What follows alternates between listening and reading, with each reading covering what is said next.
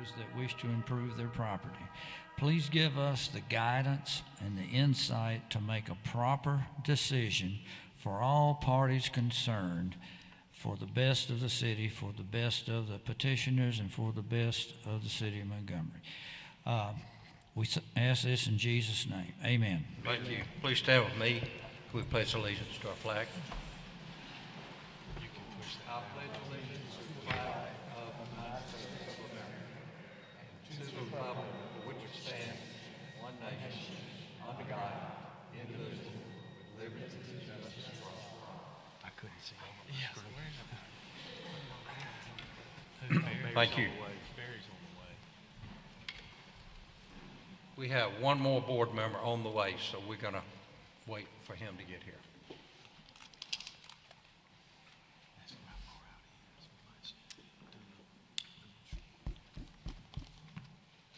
I'll go ahead with my introduction, and then we'll start once he gets here with the item. Board of Adjustments is a 9-member board. We're appointed by the City Council, and we serve on a voluntary basis without compensation. Our procedure for conducting business is a petitioner for the item will be allowed to come forward. Please come to the podium, speak loudly and clearly directly into the mic, and present your petition. Anyone that will be here in opposition to or interested in that item will be given the opportunity to come forward and voice your opinions and your concerns. Once we receive public testimony and discussion on the item, the members of the board will deliberate. We will render our decision. I'll remind the members with a personal or a financial interest in this item tonight, you are required to recuse yourself from voting. Any testimony that is submitted by the petitioner or on behalf of the petitioner during the presentation of the agenda item will be binding as to the decision that the board makes relative to the motion. Remind the board members that if a motion to deny this item tonight is made, you must give a reason. This time I'll introduce the board members that are here. Mr. George Howell, our Vice Chairman, Ms. Diane Burke, Mr. Quentin Burke, Mr. Pickett Reese, Mr. Blake Markham. I'm John Stanley, the Chairman. And we're waiting on one more person. We'll give him a few minutes, and then if he doesn't show, we will commence.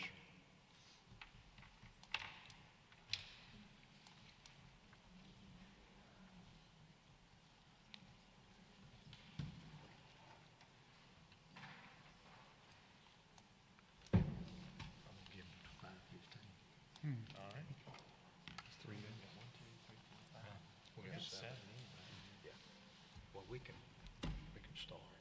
Well, if he was at the last meeting, he's fairly familiar with it, so he comes in there.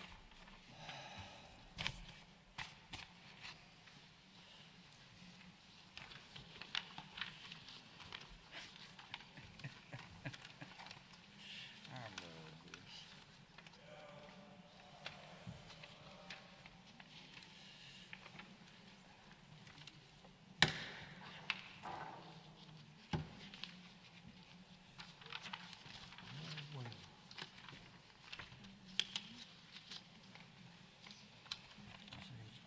Yes, yes.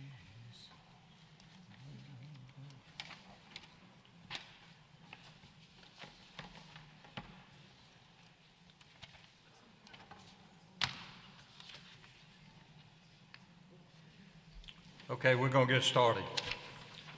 We only have one item on the agenda tonight. It's presented by Julia Parr and Blake Spurgeon, representing Silicon Ranch Corporation, requesting a special exception for a solar facility to be located approximately 1,200 feet west of Norman Bridge Road and approximately 1 mile south of Hyundai Boulevard in an Ag 1 residential agricultural zoning district. I know we've got a lot of people here tonight that'd like to speak. What we're going to do is we're going to give the applicant 15 minutes to make your presentation. We'll give any opposition 15 minutes to make your presentation. We'll give the applicant 5 minutes for rebuttal, and then we'll give the opposition 5 minutes for rebuttal. Any questions?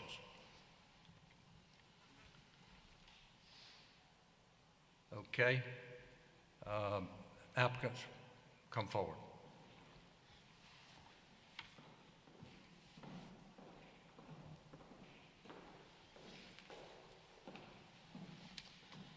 Good afternoon.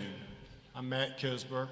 I'm co-founder and chairman of the board of Silicon Ranch, and I was with you at the meeting last month. It's good to be back.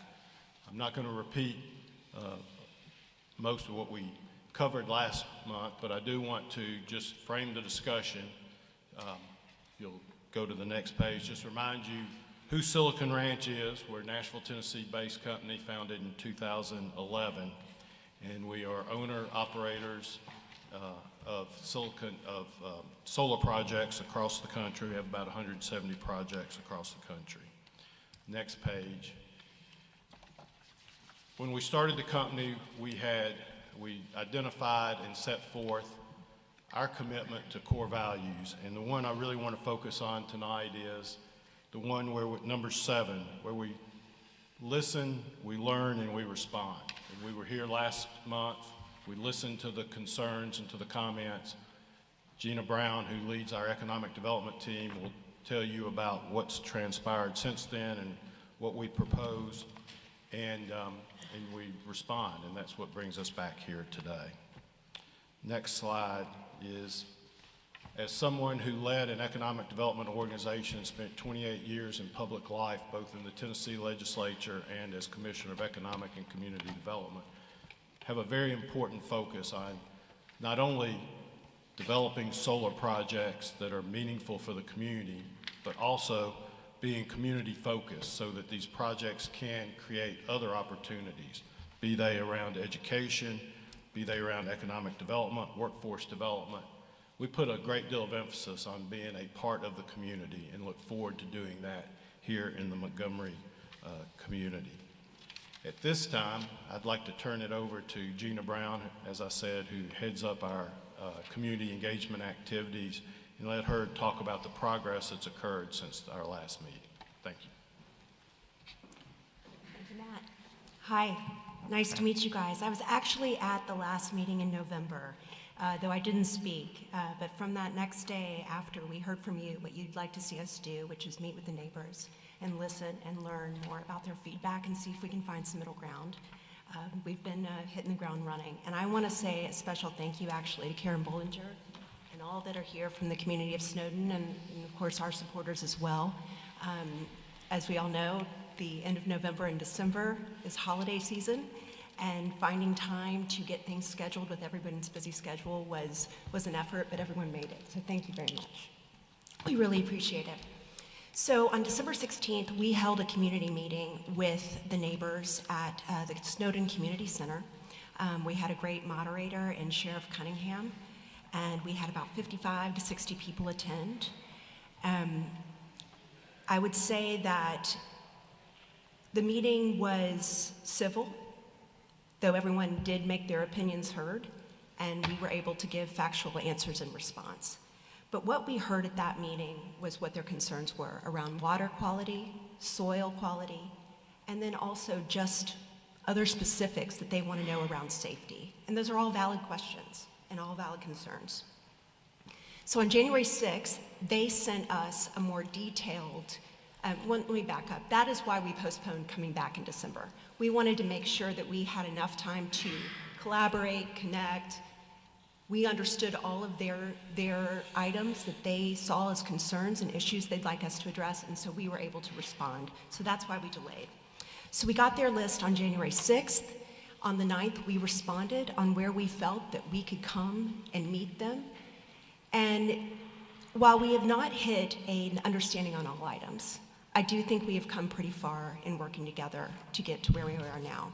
Last Friday, we spoke with Ms. Bollinger and Ms. Wixon and others about some of the conditions that we would like to attach to our special exception that we hope that they feel comfortable with as it addresses their needs. Next slide, please.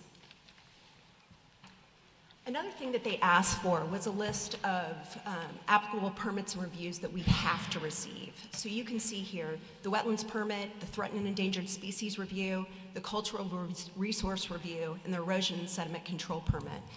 Those, and you see the agencies involved, all recognizable names. We have to get these permits at the state and federal level. Next slide, please.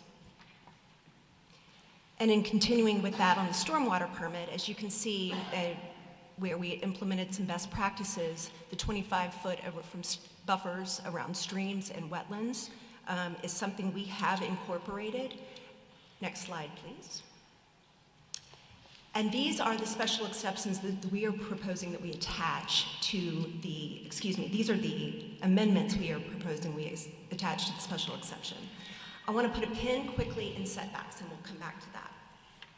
Visual impacts, the good news is about this site, there are already minimal visual impacts that the neighbors and those driving by will have to, as far as natural buffers already in place. However, if we need to add more, if it's deemed necessary by the Planning Commission, we are open to doing so.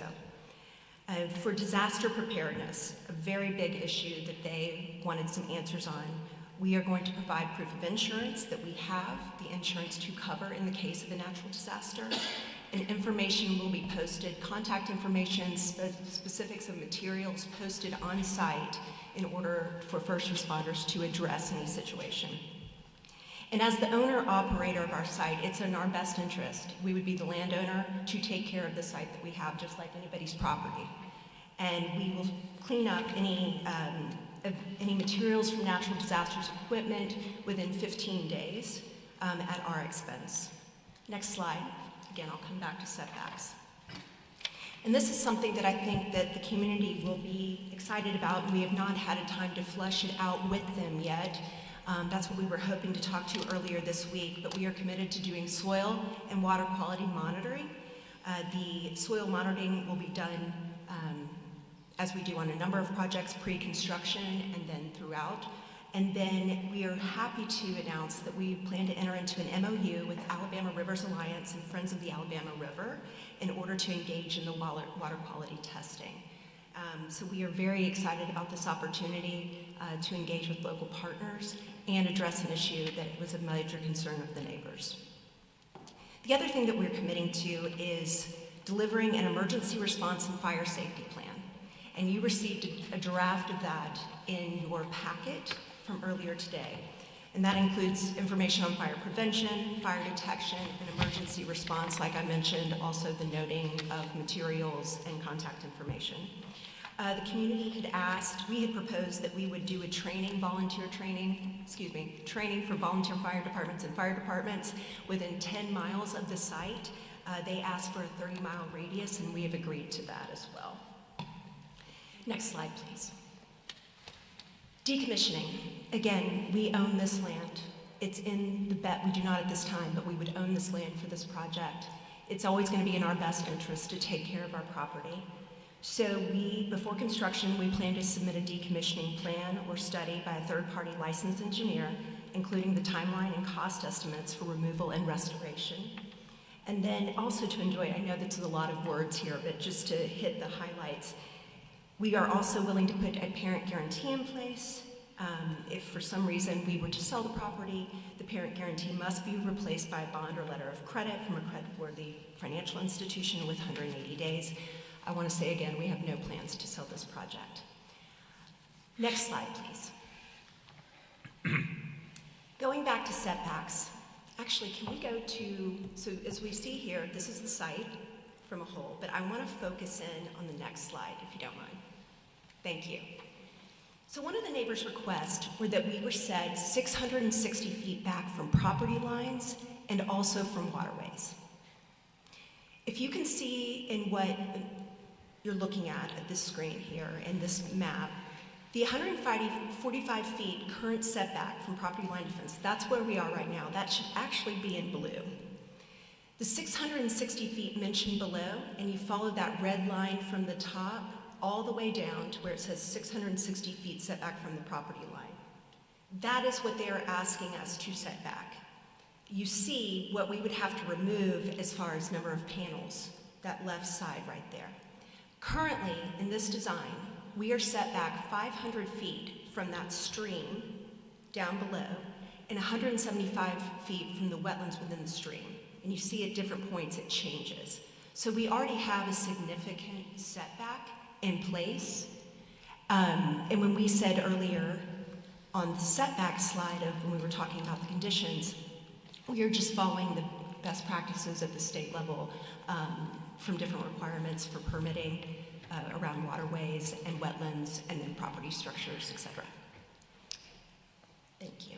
The 75 feet from property lines. So let me be clear. Sure. The 660-foot setback is... That was what was requested. That's what's requested. Correct. Your 550-foot setback is what you're prepared to do. Correct. At the bottom 500. left-hand corner. Mm-hmm. And the 145-foot current setback along the west boundary. Correct. That's what you're prepared to do. Yes, sir. Okay. But they requested 660. Correct. Got it.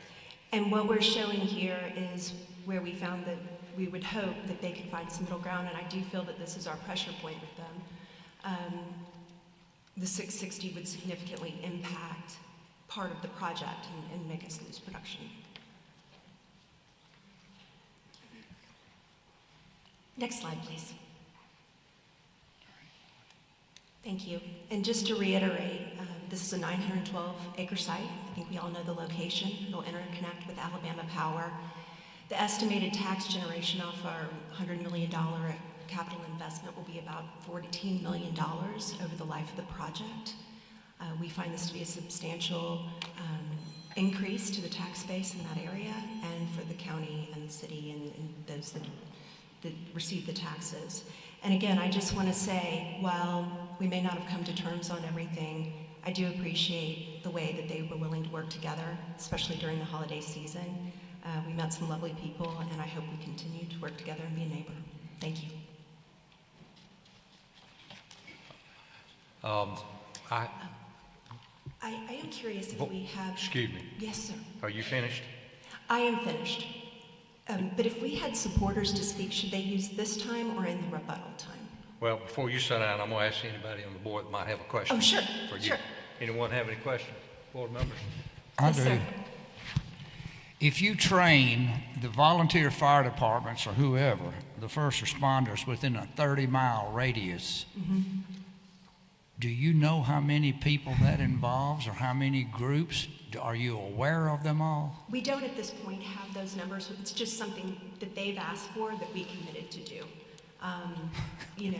We just found that to be, if that made them feel more comfortable knowing that within a 30-mile radius that first responder and other personnel knew about anything that incorporated around a solar farm fire, then we were willing to be able to do that. Okay, 30 miles will put you into other counties and numerous places that you've probably never heard of, but that's not my problem. I understand, sir. I'm just saying we've committed to doing it because Okay. they asked. Thank you, though. Mr. Reese? Mr. Chairman, I wanted to get some clarity on these setbacks. They're requesting 660. You mentioned something about 500. 500 is a setback from the stream, but you're showing 145. What's it going to be? 145 on the west boundary. So it's like, yes.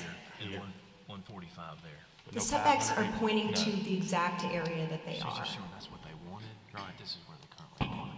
But it's not 500. Right, it's 145. That's what they're agreeing to. Okay. Okay. Thank you. I don't think you mentioned about access from Norman Bridge Road. Yes, sir. Have you worked out your access with CSX Railroad yet? That is still being worked through with CSX. Okay. But right now, that's your only proposed access? Yes, sir. Okay. So if that doesn't work out, the project fails, or will you go? We would work to find new access. They would have to go What back happened to us. the Rudder Road access? Excuse me? What happened to the Rudder Road off of Highway 31? I am not sure. Am I allowed to ask the project developer? It was proposed earlier. That hadn't come up in a while.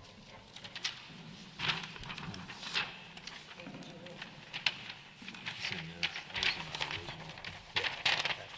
To address the question, Would it be a north access? Excuse me, I'm Julia Parr, Basilican Yeah, Ranch. introduce yourself, please. So Julia Parr, Basilican Ranch. Are you asking about northern access to the site or western? Well, the show it. application provides access from Norman Bridge Road, okay? Which requires crossing CSX Road. I think Mr. Reese is referring to a previous and earlier access road. That was not a part of our final revised submitted application. That road is no longer Okay. access to us. Do you have an agreement to, do you own the property where you're proposing this access to cross the CSX track? Correct. You have a written agreement? We have a land option agreement. Okay. Yeah, okay. Robert, the city they've committed for the fire department to handle anything at this location, is that correct? So the fire department, I had a conversation with the fire chief before this meeting. Because they are not in the city, the only way that the fire department would respond is if other law enforcement made the request for them to respond. So that would be the county sheriff, state trooper, sheriff's department, state troopers, or a 911 call involving a dire emergency or life-threatening situation. Okay, so then the city's position has changed, because at the last meeting, it was stated that they would handle this. Is that correct? That is correct. So I called him for clarification, and that's what he said today. Okay. Now, the only other way that he would be able to, that he would respond directly is, let's say if Silicon Ranch was to request to be annexed into the city, and then they would get a direct response without having to go through state troopers or county sheriff or through a 911 call. And so I don't know if they're going to exercise that option to make a request to be annexed into the city or not.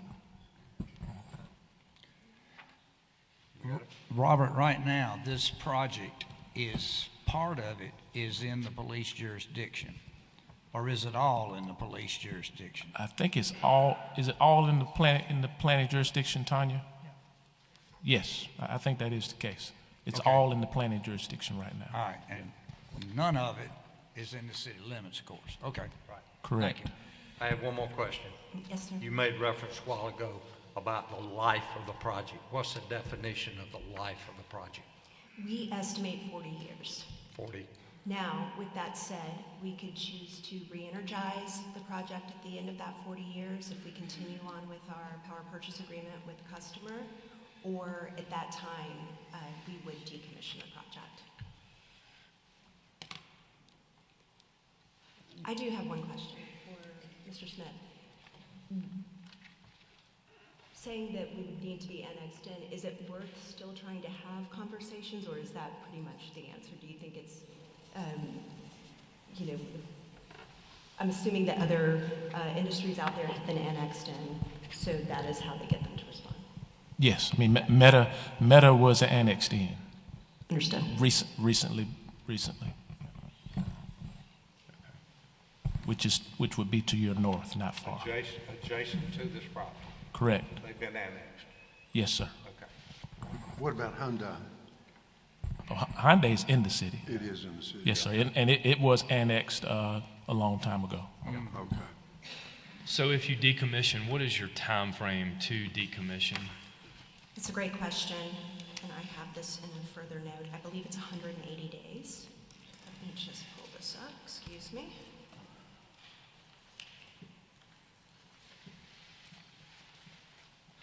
That we are proposing.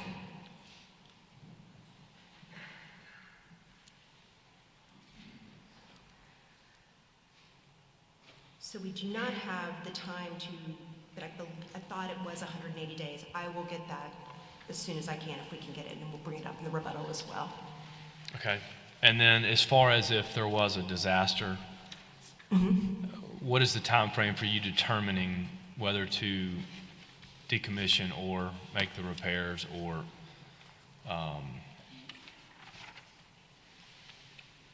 I know it mentioned that you guys would have insurance, but Just because you have insurance doesn't mean you have to use the money to fix it, so. So what we've been saying is that we would do cleanup within 15 days. Okay. I would imagine, and I would not probably be making all of these decisions, because as we all know, when a natural disaster hits, that's usually a unique situation for anyone making the next determinations. I would imagine we would make a decision fairly quickly.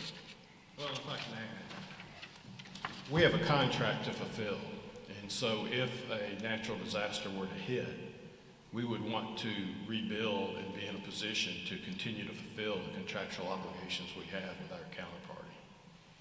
Okay. Okay. All to say the assessment would happen very quick. Okay. Do you have anyone else that needs to speak on your behalf? If any I supporter, believe you have a little more time here. if any supporter of the project would like to speak, we'd love, please.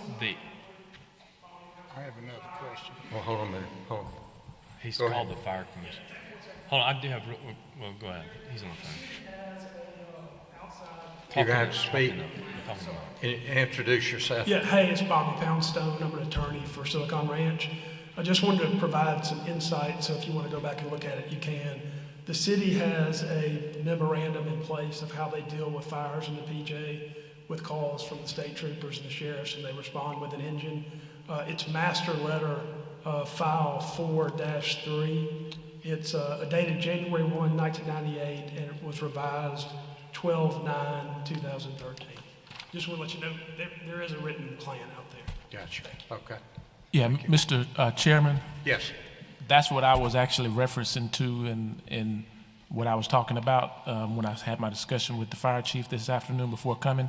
And I do have a copy of that fire department policy on responding to outside of the city limits and within the planning jurisdiction, police jurisdiction.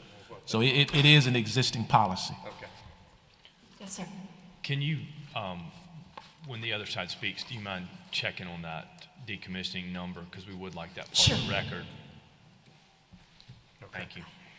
Do you have anyone else that would like to speak? Hello, thanks for letting me speak. My name is Cindy Lowry. I'm the Executive Director of the Alabama Rivers Alliance.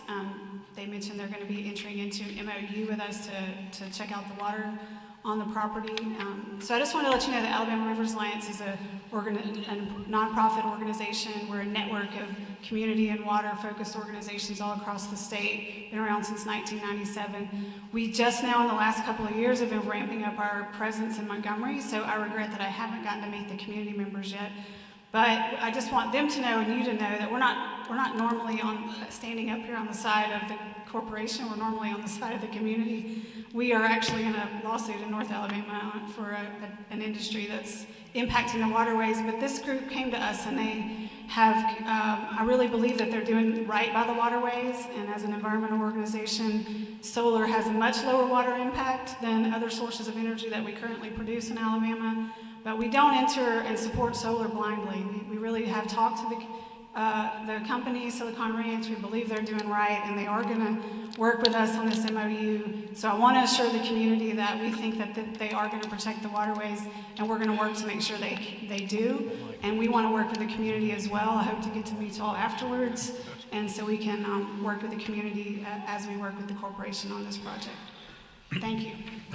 Speaking of that, just to make sure that everyone here understands, your water, stormwater, will flow to the wetland area, is that correct? But with other stormwater retention areas scattered throughout the site, correct? So you're not going to overburden the existing wetlands with water, right? Correct. You're going to retain post-development water. Correct. So you're actually going to construct detention ponds? We will maintain the existing retention ponds and construct any necessary stormwater prevention plan measures as approved by ADEM. You're going to retain what we call post-development water, correct? Correct. Okay. I still have a question. All right. Mr. Howell has a question. All right, I have a question. Your emergency response and fire safety plan, it doesn't seem to matter about water. On page 5, under in the event of a fire, Well, no, upon arrival to the project, responders shall, item 3, allow the fire to burn itself out. How long does that take?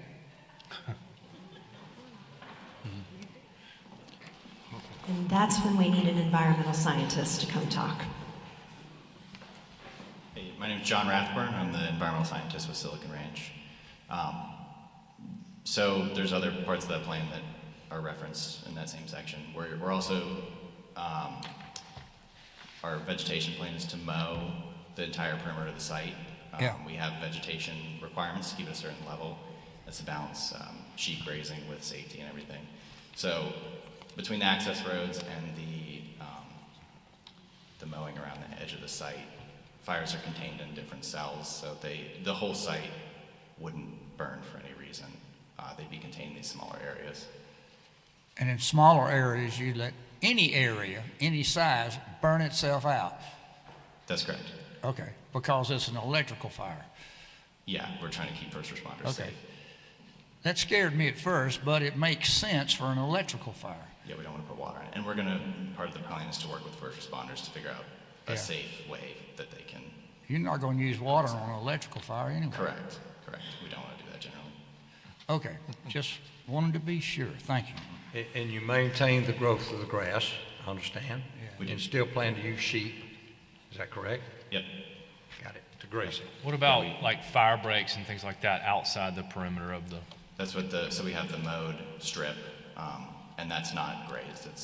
It's actually kept low, much more so than the grazing areas would be, because we need to have some level of forage for the sheep to eat and be profitable and do their thing. Okay, but is it another, like a fire lane like you would see in the woods in forestry situations? Are you going to do anything like that outside the perimeter? I know there won't be any trees, but that might help more than just having low levels of grass. I don't know. I'm not a forester, but I'm just, in my mind, that's what I'm thinking. Okay.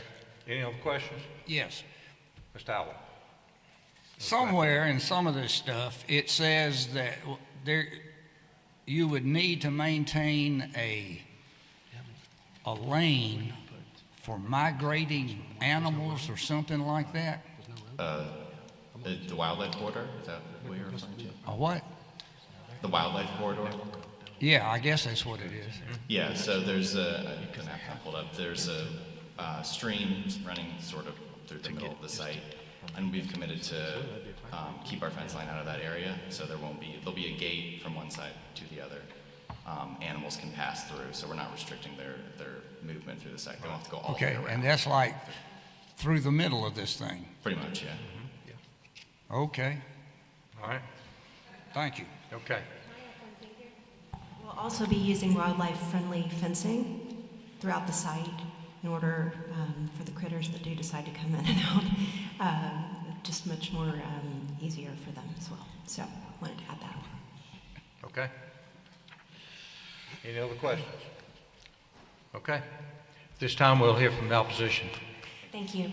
and/or other supporters.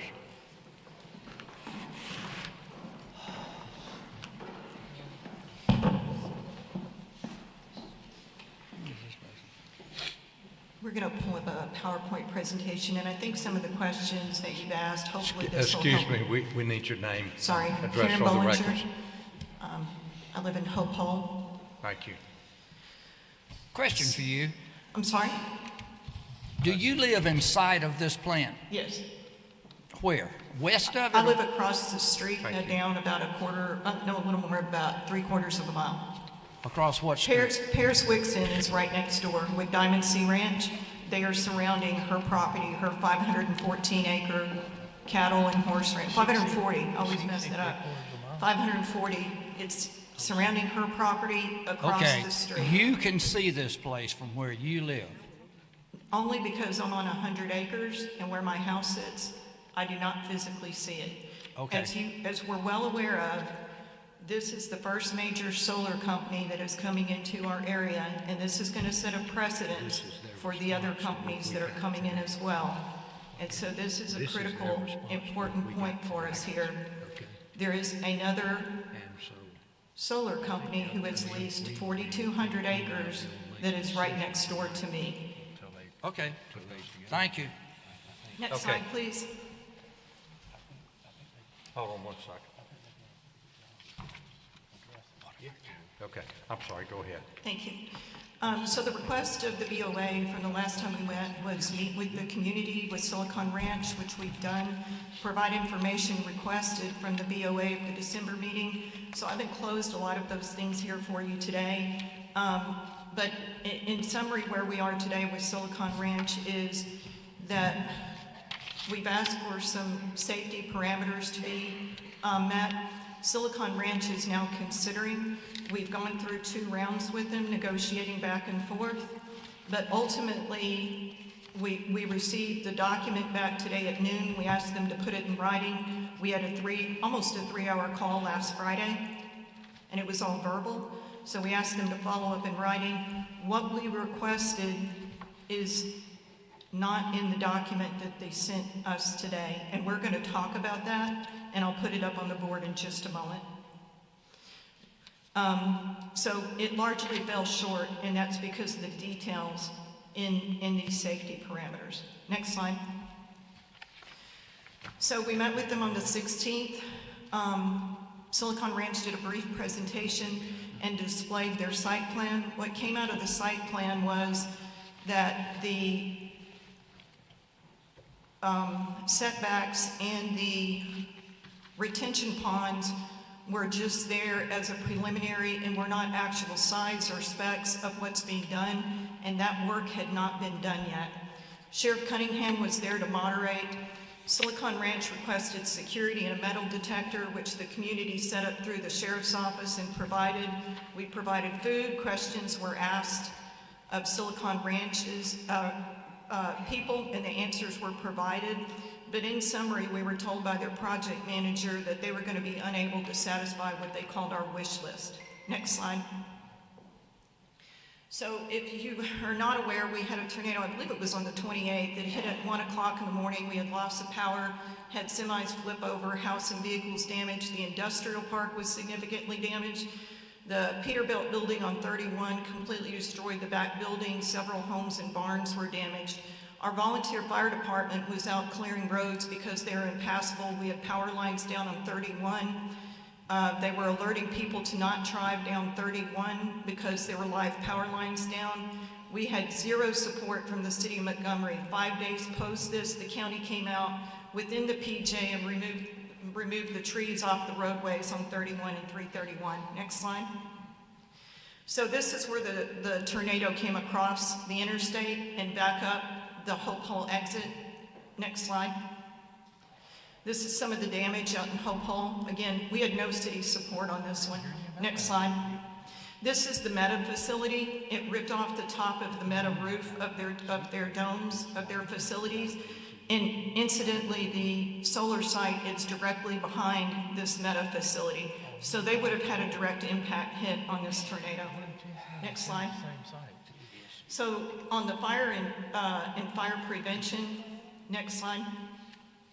This is a 7-acre site that burned out due to an electrical. So when you're talking about just let it burn out, the reason it doesn't burn out, sagegrass is native to Alabama, and sagegrass burns very, very hot. So when you're planting or replanting native grasses, you potentially have this issue. This is, again, something that happened recently in Oregon. The fire department had to put it out, but you can see the extent of burn that was created by a grass fire. Next slide. This is the internal components of the wafers that contain cadmium telluride and other chemicals that actually can leach out. You can see it literally burned out and is hanging off this unit. Next slide. And this is where it's leaking out of a panel. This wasn't due to a fire. It's just showing the chemical contents can leak out of these panels. I'm going to give you a statistic that I was given by the solar manufacturer. And at 30 years, 76% of the panels fail and have to be replaced. That was given by First Solar. So they're saying it's a 40-year lifespan, but at 30 years, 76% of these panels fail for one reason or another. Next slide. I provided a safety data med sheet, and Silicon Ranch has said, First Solar has said, the manufacturer of the company that wants to put this product installed into the Silicon Ranch site, has stated that cadmium telluride does not leach in a solid form into the soil and the water. And that's just false. There's publications out there, but this one was from NIH, from the National Center of Biotechnology, and it looks at the leaching of cadmium telluride into landfills, and that's why it requires hazardous waste abatement. And I've provided the link there so you can read the article. Cadmium telluride has a melting point of 1,198 degrees. The U.S. Forestry Department reports that sagegrass easily burns to a heat and a temperature of 1,500 degrees Fahrenheit, which would clearly melt those panels and cause a chemical leak. This is considered a hazard identification from 2 to 4. I've given you the handout. It's acute toxicity for oral, for inhalation, for dermal, and for aquatic, and it has long-term effects on chronic aquatic toxicity. So once it gets in the waterways of our groundwater and our surface water, we have to deal with that in our creeks, ponds, and wells. And a lot of people out there on well water for our personal drink, that we drink for well, not just for our agriculture, but what we drink out of. I'm on a well. So I wanted to bring up the process of rezoning here today, which is what's on the table. And this listed as an exception on appeal. This is the second exception of appeal that's come before the BOA. The first one was done from Pine Gate Renewables out by the airport. So we keep giving these solar companies exceptions on appeal because we have no solar ordinances in place. That's a problem in itself because they're using a loophole from 1975. The exception was for natural resources indigenous to the area. Well, I would argue solar's indigenous to every area. That exception was based for lumber so that people could lumber out the lumber there and also process the lumber on the site to get it to the sawmill, not for sunlight. So we need to put the appropriate processes in place that we're not keep granting exceptions for every one of these solar companies that come through. Yes, sir. We don't do rezoning. We're the Board of Adjustment. We don't do rezoning. You understand? I understand. Thank you. So going through the zoning and the BOA and have preliminary site plan approved, the setbacks were not realistic, and we want to make sure anything that does get approved has realistic setbacks along with the safety measures that need to be in place. And that really should go through the city ordinances as they have stated they would draft those. Zoning is done by the city. I understand that, through the city ordinances. Okay. Okay, so we want to talk about that for Silicon Ranch. They verified this at the community meeting. They are talking about putting in roughly 286,000 solar panels on those 913 acres.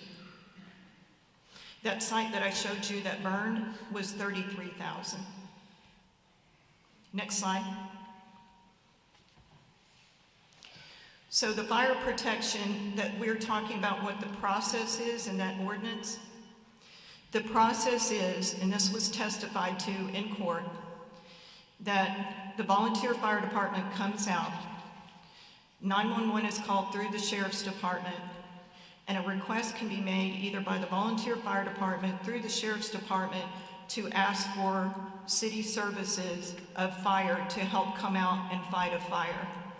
The city fire department will only provide fire services within the police jurisdiction if the fire department is not currently busy elsewhere and that there are no EMT services needed.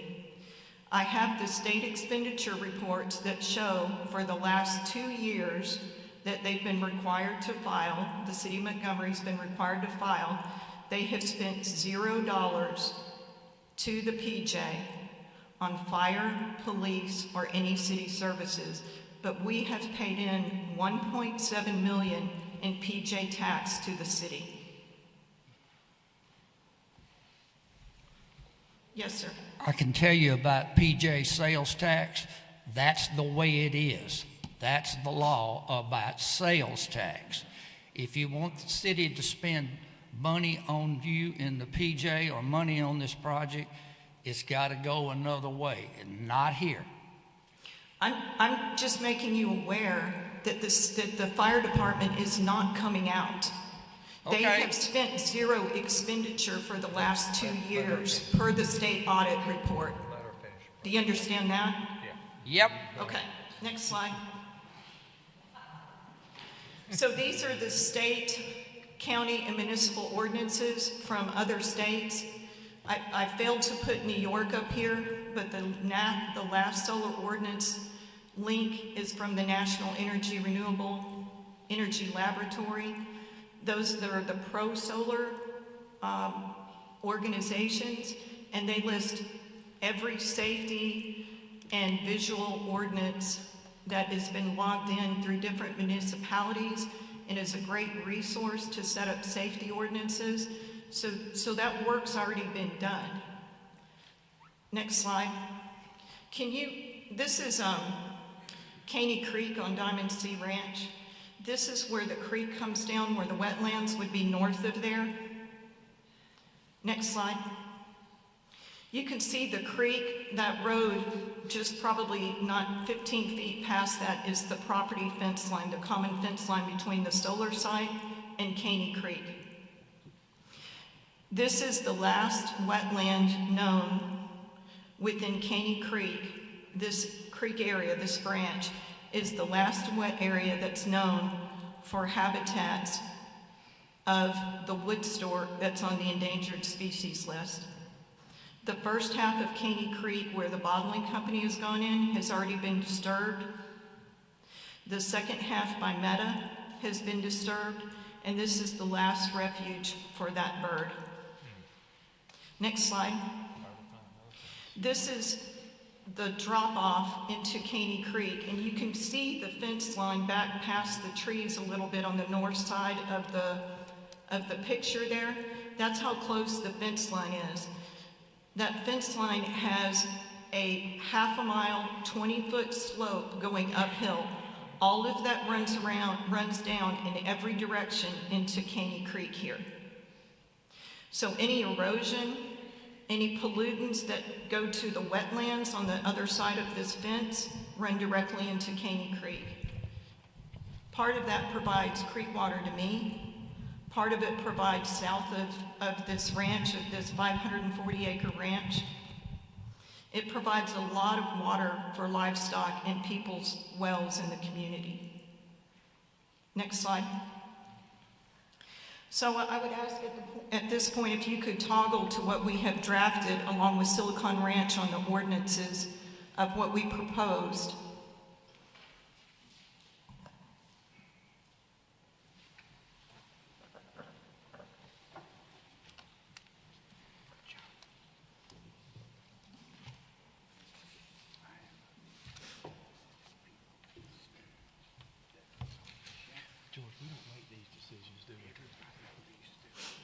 This was an ordinance that was drafted by the city initially, and I've given you a copy, a clean copy, just for reference, so you could see what the city had drafted for city council as an ordinance by the Planning Commission.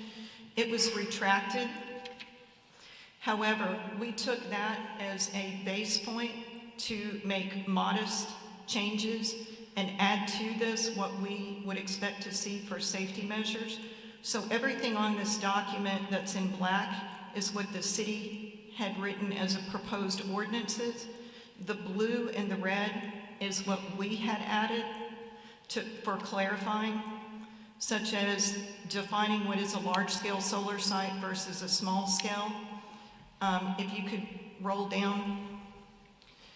Nothing there was changed except that when they talked about that the maximum project size for a large-scale solar facility should be 1,000 acres. We defined what is 1,000 acres.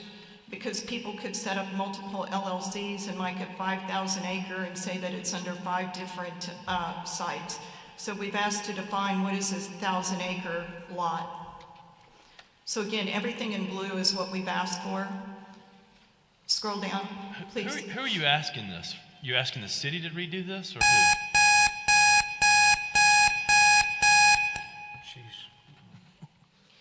We had, That's their intent. we did not ask the city to do this. The city had taken the black ordinance, the clean copy you have on a printout, is what the city had done on their own. Right. They pulled it, they retracted it, but it had already been out in the public domain. So we had already started working on that, knowing that we were coming back here. So what's in blue is what we have asked into addition to what the city have asked for. And Robert, where are we in that process? So yes, sir. So we have drafted it, and it is on the City Planning Commission agenda for this month. But that doesn't apply to this particular project or the previous solar project that you all had heard and approved.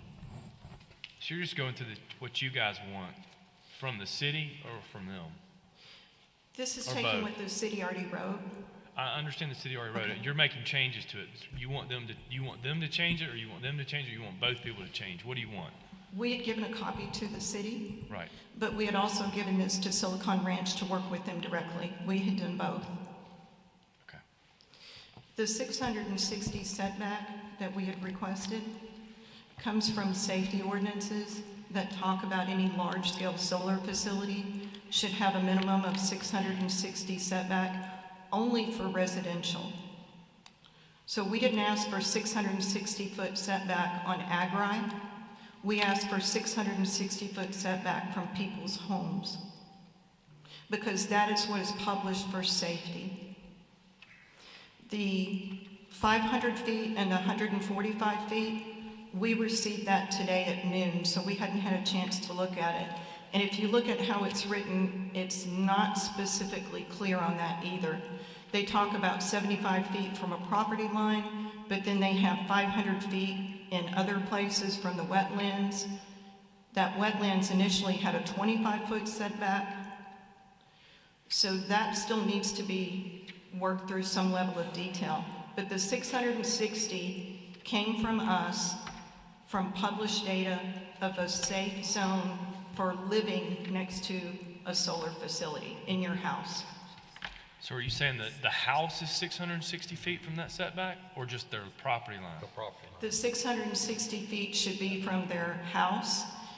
Part of the issue with this one is there's houses close to the corner of the property line.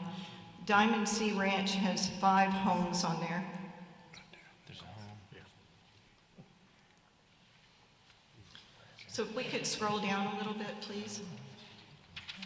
Thank you.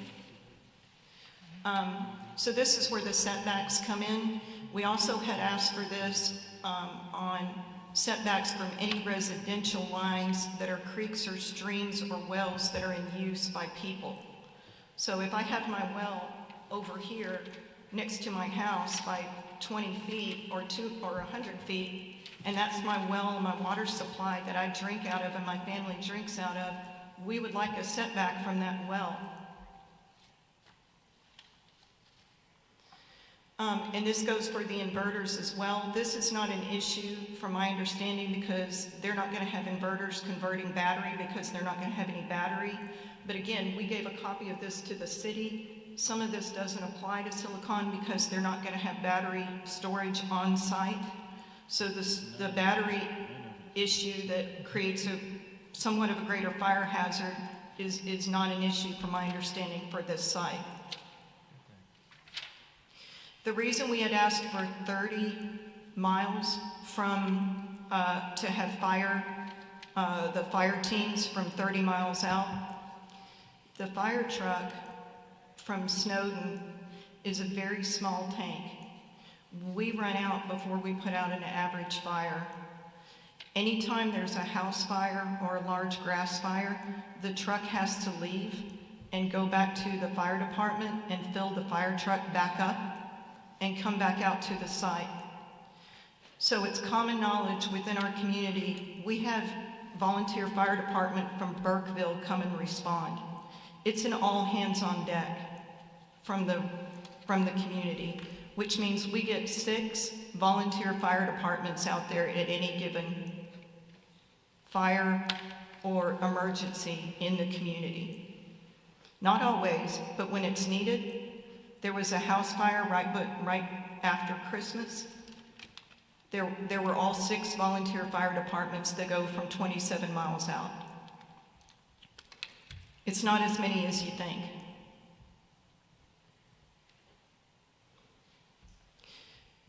So that was the reason for asking for 30 miles for a volunteer fire department. But that wasn't being debated. They'd agreed to do that.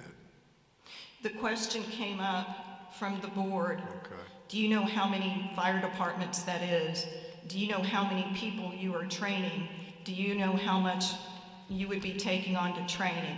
I'm answering that question. Okay. It's 6 volunteer fire departments.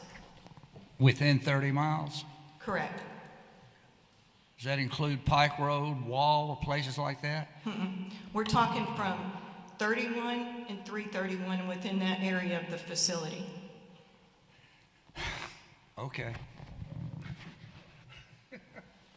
They have agreed to it, right? They did say they would agree to that, correct? They'd agreed to the training, but we have to remember that if we have an EMT emergency, the city's not going to show up. If this gets annexed into the city limits, then this is a moot point, right? We're not going to be first responders on the scene. It's the city's responsibility. And as you heard from the volunteer fire chief from the last meeting, they're governed by the U.S. Forestry Department. And what they've been told is to stop at the gate because of the safety issues. Well, if they let them burn out, we really don't need the fire department, do we? They only burn out if they're electrical. If we have a grass fire, it's not burning out till it's done. Okay. We have more grass fires on these than we do electrical. The reason the fire chief isn't here today, they've been fighting grass fires since 11 a.m. this morning. And they still are. And so, to look at the last 2 slides, I'd like to bring up that we would ask that any decision get postponed till we can work further with what we've been doing with Silicon Ranch to try to come up to an agreement that's more mutually beneficial to the community and to Silicon Ranch. And we would also, and this was a question last time, and this is why I bring this up, is regarding the tax abatements. The tax abatement that was already given to Pinegate was at the Industrial Development Board meeting, June of 2024. And that was heard from Hecate Solar, was who requested that. Hecate was subsequently bought out by Pinegate Renewables. And that tax abatement was up for 20 years for $15 million. That was granted and approved by the IDP. I tried to get the notes from that meeting, but that wasn't given to the city. Apparently, there's been a change of who runs the IDB. And so the notes were not given over to Brenda Blaylock at the city council. She normally would get a copy of all those notes to incorporate and send out to the different departments. But that hadn't been done because the notes were not received. I did verify that it was granted, and that can be confirmed with Buddy Harwick, who sits on the board, Shelby Stringfellow, who obviously you know from the county commissioner, sits on the board, Leslie Sanders from Alabama Power sits on the board, Doug Singleton was there as well. So all of that can be confirmed through them, that 20 million in tax abatements were granted. I don't want this to set a precedent because my understanding is that in order to qualify for that tax abatement, that industrial development is supposed to be bringing something into the city, as in jobs. These are not bringing us jobs. So I question whether they really qualify even under the IDP charter for an abatement to the city that they're writing tax abatements for 20 years on these large parcels of land. Excuse me, Ms. Yes. Ballinger, there's been no tax abatement requested. I'm sorry?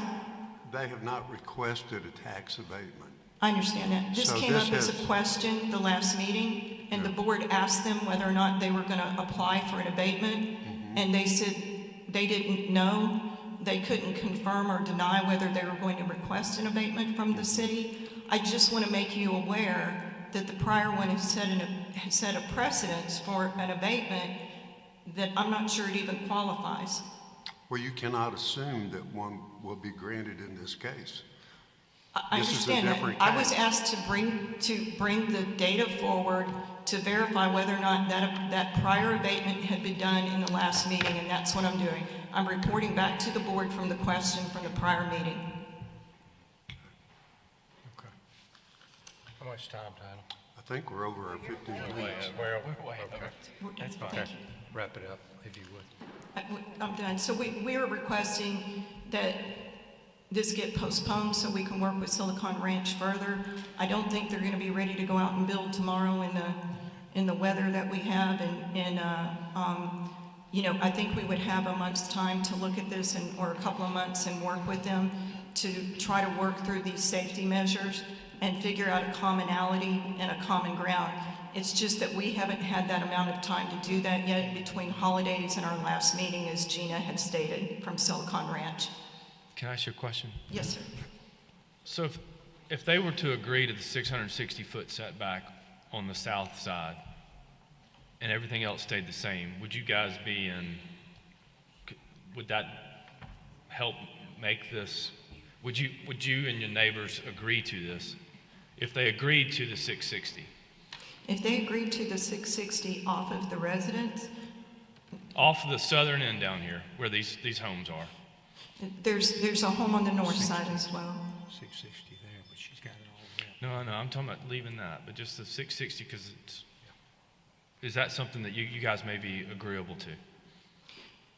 Well, if it's 660 off the residence, there's the residence isn't on the south side. The residence is on the north side. There's a residence in the central, and then there's a residence on the far south corner. Okay. As far as I have a few questions. So, do you have any pictures of the panels from the Oregon fire, like what they look like after the fire? You had a bunch of other pictures from there, but I didn't see any pictures of what they look like after they burned or what have you. Do you have any of those? I do. I just didn't put them in the presentation. I actually have Black Bear's fire that is here locally. We had two fires at Black Bear. One was significantly larger than the second fire. And I have pictures from the fire department from that I can forward on an email or pull up on my phone and put them on the stick to send over. Okay, that would be good to see, please. Let's see. Do you have any data on the water quality from any of these other locations that it had an impact on the water quality? We have requests out. So through the state of Texas, we filed for the water quality and soil and impact analysis from the state of Texas and also from North Carolina. We haven't gotten those yet. I am aware through the state of Texas, and I can forward you the email, that they have verified from the hailstorm and the tornado that ripped through the solar site in Guy, Texas, that they did an impact analysis because there was contamination of soil and water. But that's all I have right now in an email from the state of Texas, who's looking at the water samples and the soil. And then of the solar farms that you've researched, because you seem to research it better than anybody, what is the average setback of most of these solar farms? I know you've asked for 660 and you've mentioned that in one of the organizations, but that's a number, but what is the average number of what people have done? The average is normally between 500 and 660 from a residence. North Carolina has 1,000-foot setbacks from residents. It's different if it's just agri and you don't have a house there and you're not living next to it every day. There's different setbacks for that. But from residential, North Carolina has 1,000 buffer. From the property line or from the actual house? The back roof line of the house. Okay. So you take the rooftop of the house and But 660. let's say from the property line. Well, from property lines can vary, right? Well, from the mutual property line, what would be the setback? It depends on where the house is on that. No, I'm not talking property. about the house. I'm talking about Yeah. if you had a setback from your west boundary, your north boundary, your south or east, what would be a typical setback? Sorry, now I understand your question. The average is about 220, and that's what we've asked for agriculture off of a property line. You get it, 220.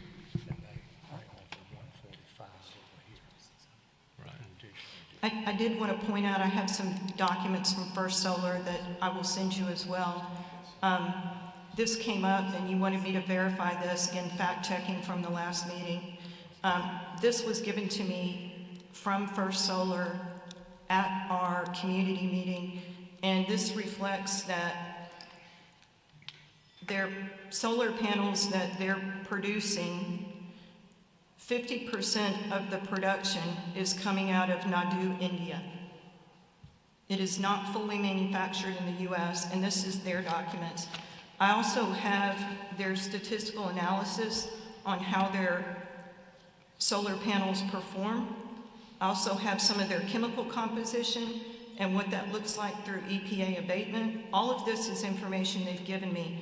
I'm a biostatistician, so I've highlighted things to me that really stick out in yellow, and I'm happy to forward that on to you, including in 30 years, 76% of these panels have to be replaced.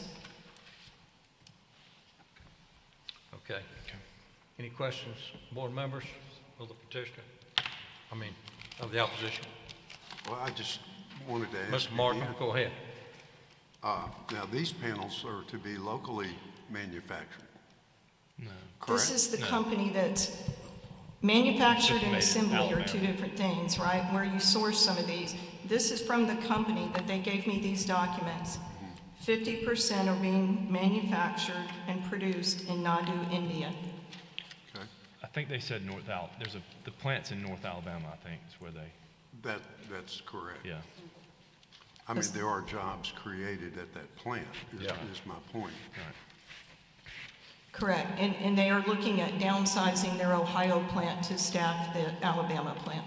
I think what they had said is, I'm not sure if you said it or someone from your side said that they were making these in China, and they rebutted that and said they were not making in China, which it appears they're not making them in China, because I think there was some issues with some other solar farms that had panels made in China that had leaked or whatever that may have been. I think that's where this all came from. Is that right? That's correct. Okay. And Underwriter Laboratories, who does all the fair analysis or objective analysis and is the lead trainer to train installers, have a lot of data on the solar panels coming out of India and China.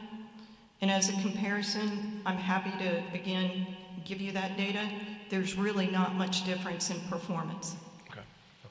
Underwriters reports 50% of the panels are offline in 5 years because of breakage, damage, and leak. And I have all of their data. I took their classes to make sure I understood the safety behind this. Okay, all right. Thank you, ma'am. We'll hear back from the petitioner.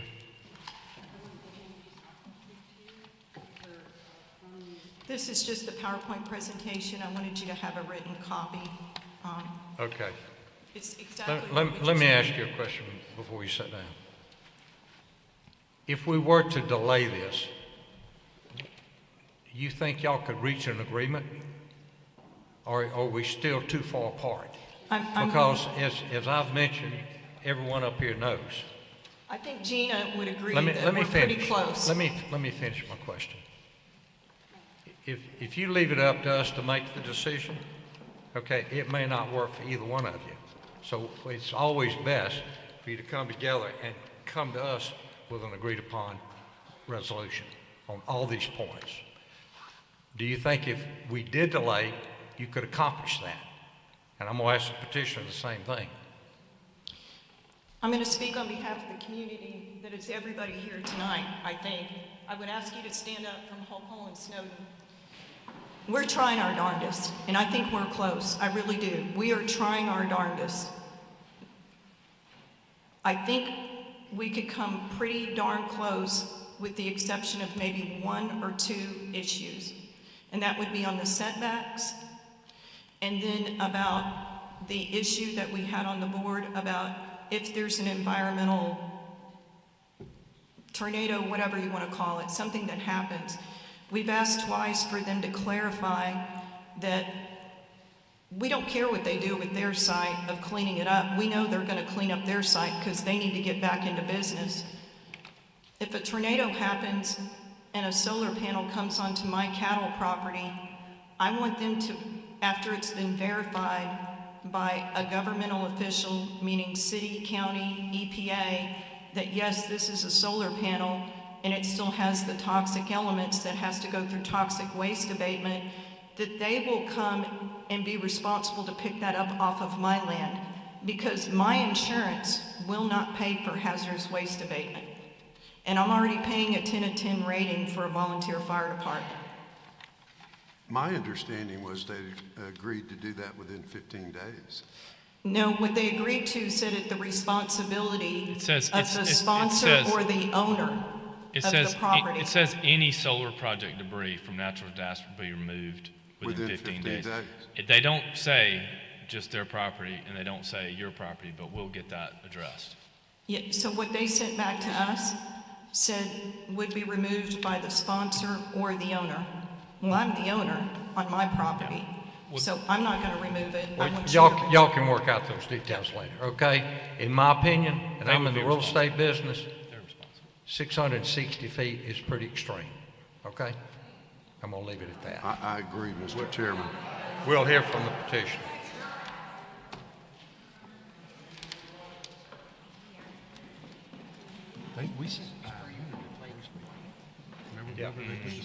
Thank you.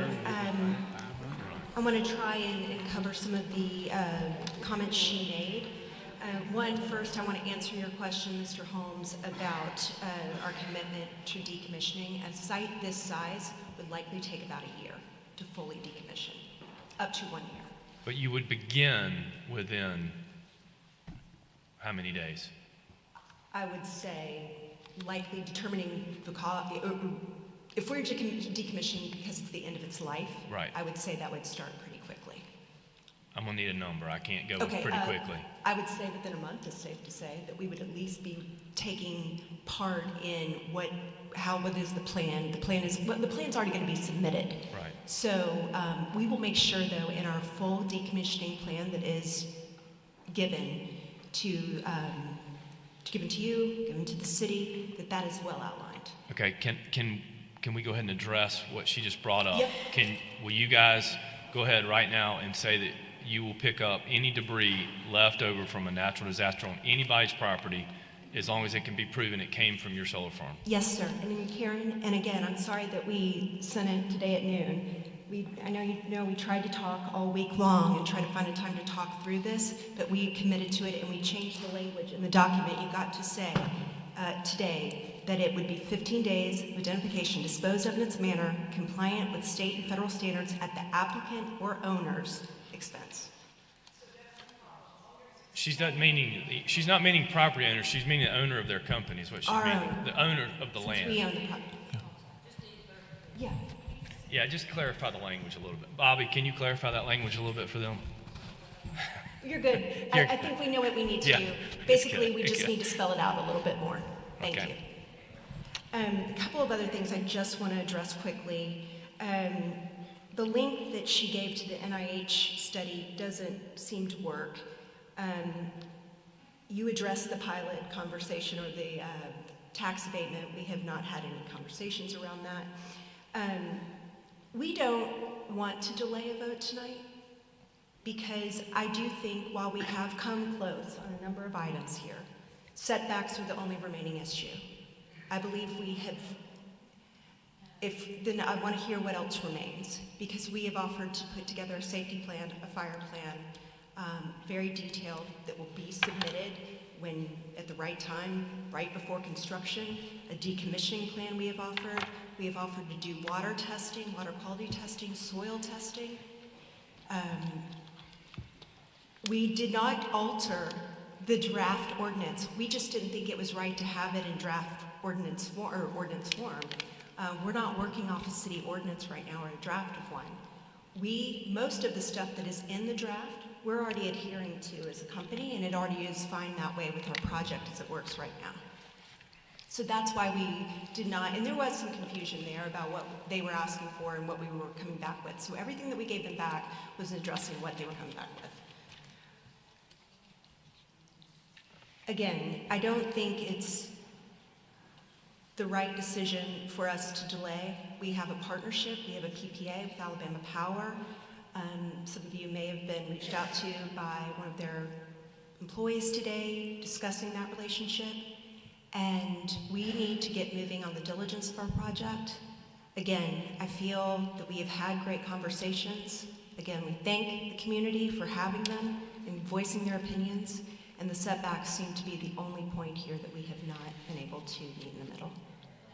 So what would you propose on setback? I would propose what we've put up there. Do we want to pull the map up again? Would that be helpful? I'm looking at it. I see what you propose, but you know what they're asking for. You got a compromise?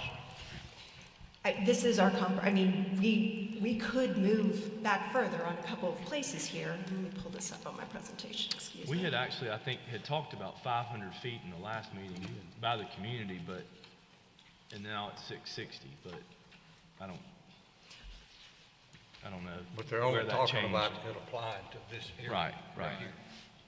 What is the setback on the north and east boundary? Minimum of 75 feet. On the north and east boundary? And east. No, it's more than that. It's a lot more than that. No.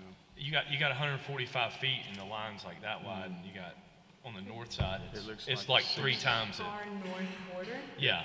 So the far north border, another company approached us asking for an easement to run some utility lines through to accommodate some substations in the area.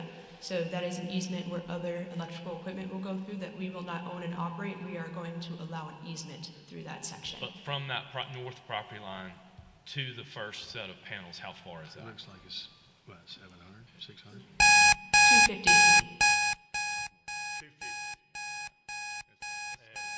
see what I'm saying? Like on the left side, you're showing 145-foot setback, right? And the line's that wide. And up at the northern part, it's like that wide. So how would it only be 250 unless this isn't to scale? Do you understand what I'm asking? We do. Can you go back one slide? There it is. You see how much bigger it is from the north to your first, and then you see on the west side it's very small. But you're saying it's only 250 feet up. Understood. This map was developed after our call with them a week ago, or which will be a week ago tomorrow, where they said that they were focused on the property lines and the waterway lines and the wetlands that border Ms. Wixon's property. Okay. So you're certain it's 250 feet on the north then? Is that what you're saying? Go ahead. It's a 250-foot easement, so it might be slightly larger than that up there, but we've granted a 250-foot easement, and so we cannot go any further north due to that easement that has been granted. I got that, but from the property line to your first set of panels is how far? It looks like it's the same as the 660. It's a minimum of 75 feet. It's at least 250. From the fence line there, I would expect it to be 75 feet from where our fence line is, where you see those dotted lines. Do you understand my confusion? Because if it's only 250, this isn't to scale, is what I'm asking. I think he's saying that's the easement. We can agree that this isn't to scale. Okay. All right. So we're going with 250 then. Is that where we're going? Okay. I just want to make sure. All right. Sorry for the confusion. That's fine. So they're 250 on the north side. That's right. I do have some questions regarding the pollution in the air that they brought up. can you tell me a little bit about what the impacts could be, what happens if they do leak, and are the chemicals inside them, if they do leak, safe in the ground? What are the ramifications? Sure. Again, John Rathburn, environmental scientist with Silicon Ranch. So the study that was cited up there was specifically for simulated landfill conditions. So generally, what that means is what's called a T-clip test, and we do run on our panels. They grind them up, they put them in acid, and see what comes out. So it doesn't simulate field conditions, it doesn't simulate rainwater, it simulates acid. It's a test specifically designed to leach metals from products to see if they're hazardous. And even in that testing, they were not leaching enough to be classified as hazardous waste. So technically they can be disposed of in any landfill. Ours are generally going to be recycled. For solar as a whole program that they're ramping up to do so. They reuse components, they reuse the material to make new panels. There's a good study out of Virginia Tech, the Center for Coal and Energy Research. They consolidated a lot of other studies, one of which was one where they broke a panel, put it in the ground, let rainwater run over it for a year, and still did not find accumulations that would damage So it's not enough. human health or the environment.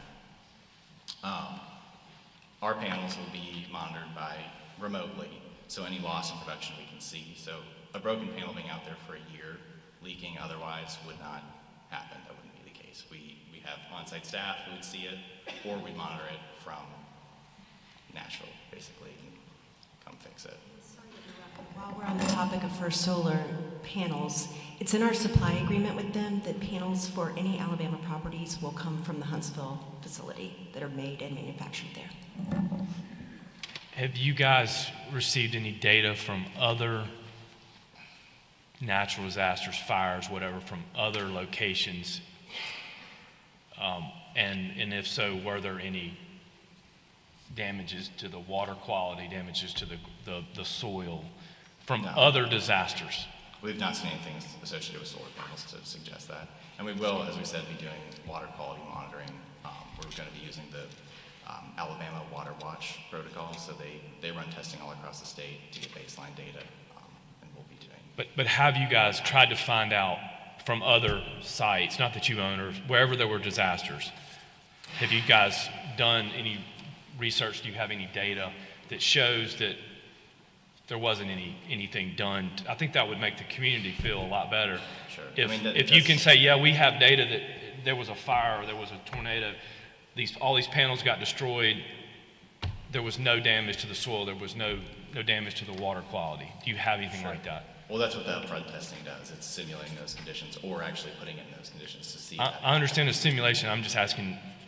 There's obviously, she showed pictures of some issues where there were disasters or fires. Sure. Do y'all have any information from any of those situations that actually occurred, not through simulation, but that actually occurred? I don't have a study on hand. I'm not asking for it on hand. I'm just, have y'all done that in general? Have we done testing on disasters? Have you gone and asked for information from other sites that have had issues so that you could use this in the future to say, hey, there were problems at this. There was a tornado, there was a hurricane, there was this, and it didn't do anything to the soil, and it didn't do anything to the water supply. That's all I'm asking.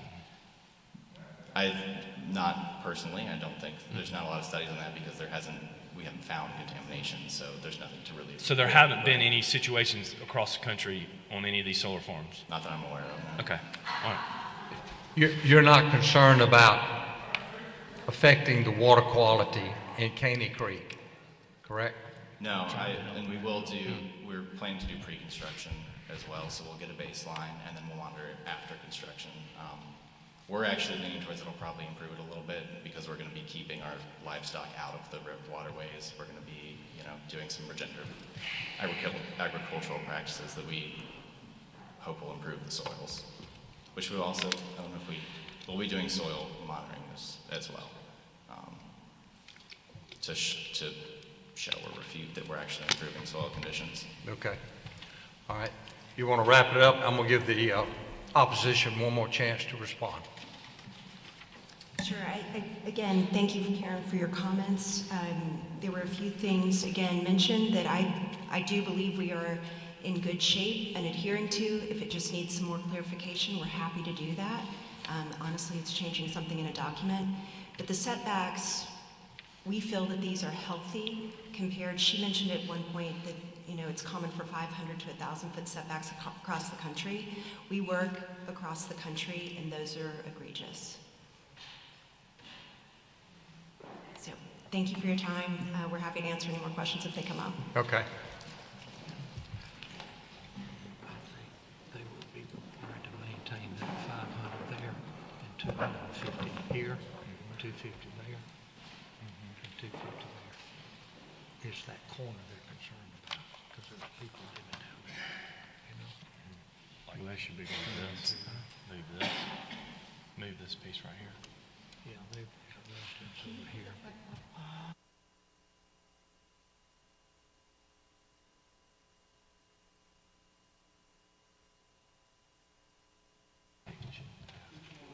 The one that was just up, if you could put the screen back up with the map of the setbacks. At least. Thank you. Maybe 300 here.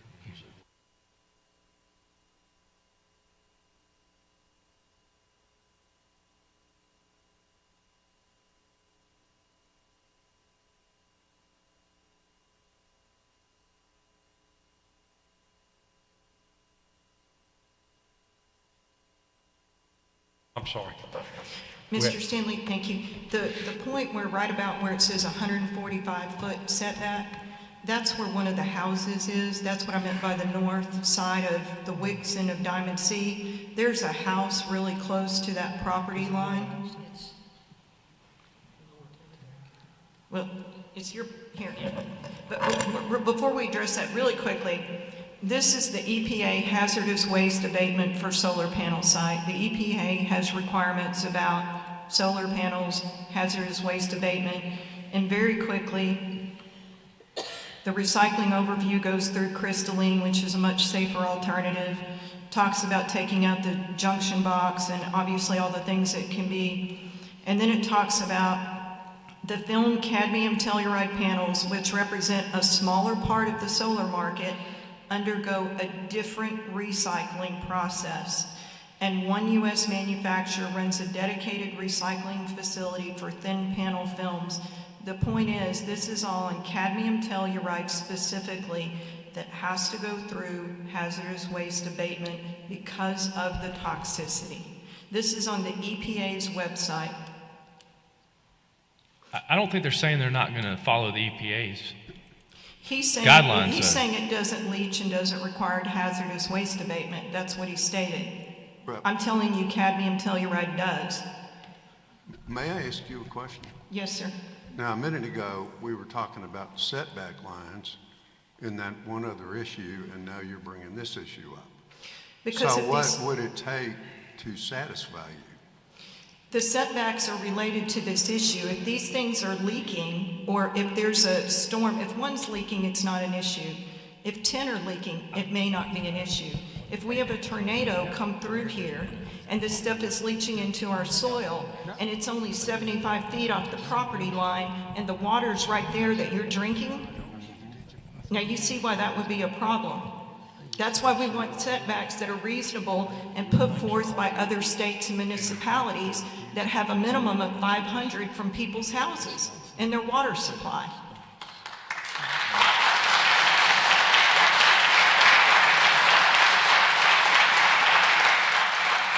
So to be clear, the residential properties are along that west boundary and the southwest corner.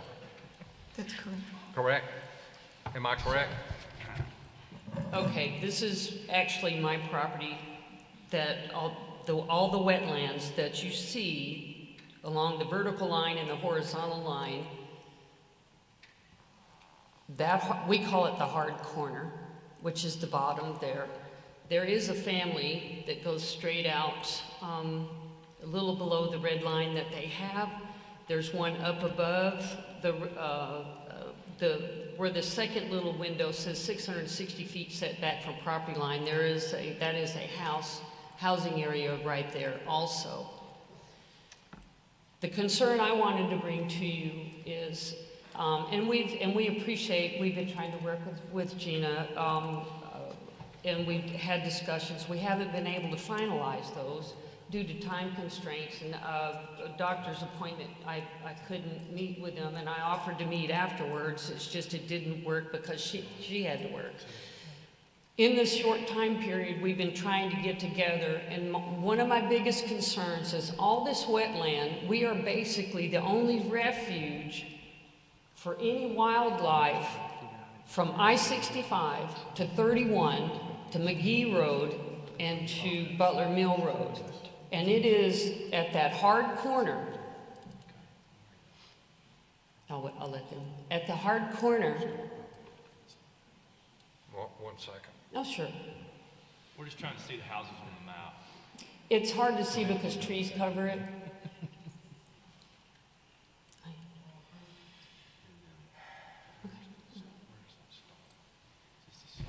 Are those people here that live in those houses? They couldn't get here, Your Honor. My sister is ill, and my brother who lives there is also ill. The one on the far side is a Marine, and he is working. Okay. They asked that we please mention their names and that we are actually representing 25 other families that could not be here tonight due to work or health issues. Yeah.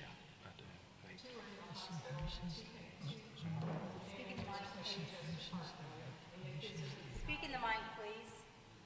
We had 2 families that have congestive heart failure that actually could not physically be here.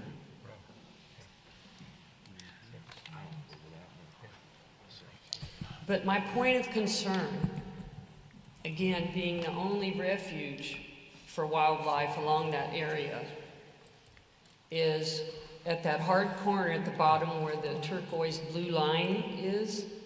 From right there, the elevation, and you can look on a topography map, is a minimum of 10 feet, and it goes for a stretch of over a half a mile. That's a half a mile stretch. That's prairie soil. We've never had a problem when there was runoff because our neighbors raised cattle and they cut hay, and so there was no issues. My concern is being able to, as a real estate agent, you can appreciate how prairie perks and how the water runs, and we have ponds that we use to water our cows and horses that come straight off of that, off of Caney Branch. And with that big a slope, any kind of rain or any kind of runoff that comes down there is massive. I mean, it gets massive. It's dangerous down in Caney Creek when we have a rain because the waterfall is so quick to come through, and it can get neck high in the middle of the creek. It's very dangerous, it's very fast, and it doesn't give you a lot of time. That is a long way, a half a mile, this at least a half a mile slope. So one of the concerns that we didn't get to finish in our conversations with Silicon is about retaining ponds and how they were going to address that down in the hard corner where everything is going to come and fall. So we didn't get the chance to finish our conversations. That's why I asked the question. Yes, sir, and my answer to that is if we could actually if we could delay this enough, we could finish some conversations, there might be some compromise for us both. But at this point, we haven't had the opportunity. Mr. Chairman, Yes. Myself and Warren, we were looking like what Mr. Reese and Mr. Holmes were doing. We were trying to find houses anywhere in this particular quadrant, and we don't see any house anywhere It's right here. in here. It's in here. It may not show on this map, but I guarantee it's a house. There's 5 houses there. They're listed on the No, ma'am, there's not a house anywhere on there. I mean, we're looking at the same her family lives there. area. You can look at the county parcel tax records, and it lists the 5 homes. There's a living, breathing person. Yeah. Were y'all able to find any houses in there? I'm sorry. I just had to bring that up. You can look on the county parcels, on this land parcels, and it reflects 5 homes are there. And you can see the parcels are mapped out. That's a 5-acre parcel up there with a home on it. I'm sorry you're saying no, because I know the people that live there, so. Can you provide a drawing or something? Send it, that way he has it and we have it, and that way we see where it is. Again, if we had an opportunity to have more discussion with them, I think we could come to a compromise on both sides. My concern is the runoff down into those wetlands. I have 5 ponds that my livestock depend on. And that's all I'm asking for me. All we're asking for is safety. And these are things that are common in other counties and other states. We're not asking for anything totally. And I understand they have a footprint they're trying to meet too. We're not trying to be completely difficult. My concern is I don't think for people who do not live out in the country, if you do not live out there, you can't appreciate how hard that runoff is and how serious it is. Okay. Thank you, sir. And I just want to make one last comment. This is the 913s they have drawn. There's the potential, there's other farmland available to them right south of that dogleg corner on the right, southeast corner. I mean, that's under a solar lease through another company that's getting ready to term.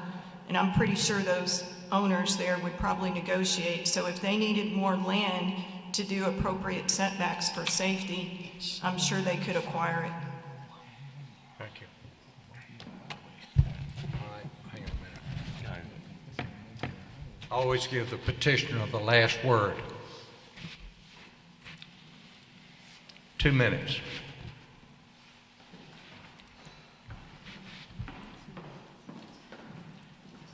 Again, I feel we have come to terms on a lot of things with the neighbors. And I understand your comments, and we've agreed to test the water, we've agreed to test the soil. The biggest issues are the setbacks. As you can see, we are making above and beyond to get away from, at more distance than is required across the country most times, that is what is required in the draft ordinance that the city has. We could commit to them for 500 feet from residence to panels, if that is something that they would find to be applicable. What we're trying to do is get Ms. Wixon and the rest of the neighbors comfortable. There seems to be no other concern but down here in the southwest corner, and on the western side. And again, some of this is already pushed back considerably to accommodate. And we feel that these are a safe distance and a distance where we're also able to do what we came here to do, and that is bring low-cost energy to the community. Thank you. So to be clear, you're agreeable to 500 feet on the west boundary? 500 feet from rooftop. Not property line, but 500 feet from rooftop is what she said. Residences, From they keep saying rooftop. residences. If they're talking about property line, that's different. But from residences to the panels, we could agree to 500 feet on that western boundary. Okay, let me ask one more question. What is the company's plan of action, and what are the ramifications if there is a leak in the water, or if there is chemicals found in the soil? What is y'all's plan of action? John, again, I'm not a scientist. We need to wrap this up. So generally there's already legislation in place to protect this, things like CERCLA. Can you? Yes, sir.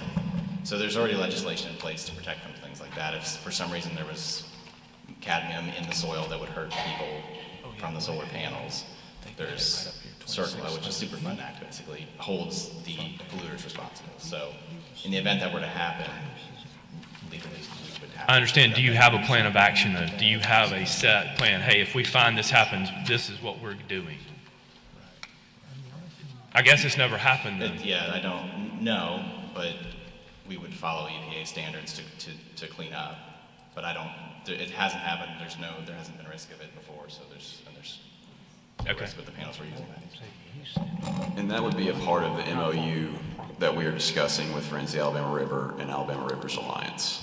That would be due before the start of construction. So our MOU that we're signing with Alabama Rivers Alliance, that would be a part of that, the plan in case something was found. Okay. So they're saying that, John, see, you could only be 200 feet and there'd be, so they're saying 500 feet from a house. Yeah, what the hell's a house? You know what the property line is, right? I know.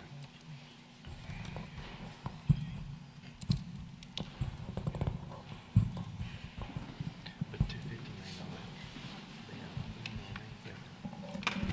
be. Would you like us to sit down? Thank you. Okay, thank you. Okay.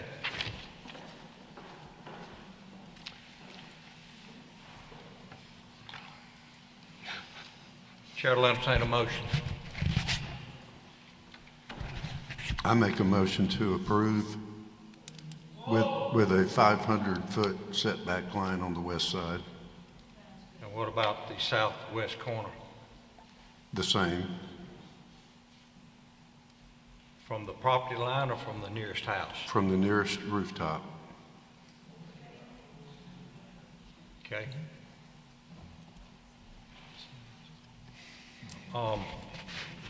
What about access? Subject to, From Norman Bridge Road as right, described. Norman Bridge Road. Mhm. Is that all your motion? That's it. Do I have a second to that motion?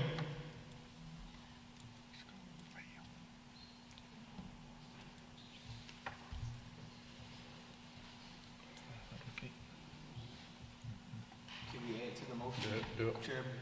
Yes. You can add to the motion. Chair will entertain an add to the motion.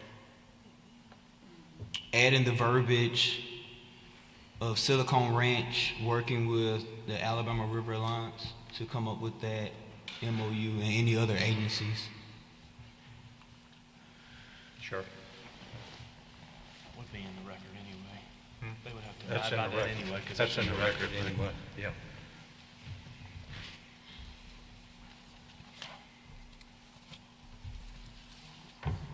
We have a motion, do I have a second? Second. Any further discussion?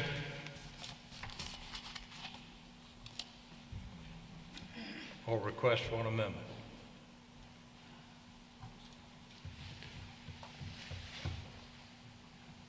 All in favor of the motion, raise your hand.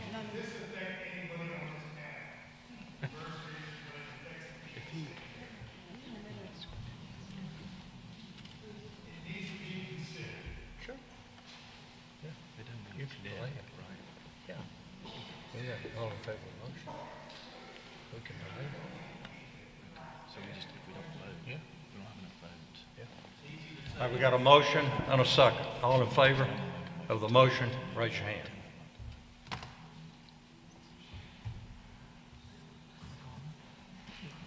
Motion carries. 5 votes. How did Holmes and Reese vote? How do you vote? I abstain. No. Abstain? No. Okay, got it. Okay? It's approved. A vote of 5, 4, 1 abstain, and 1 against.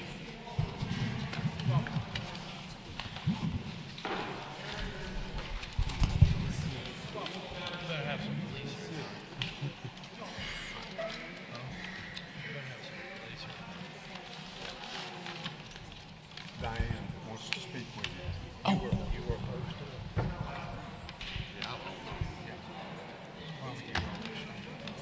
Well, because I wanted them to work out something.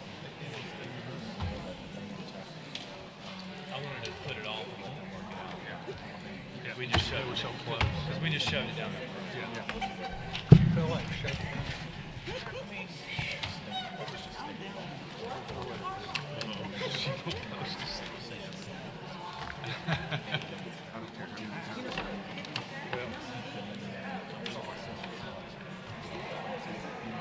Mr.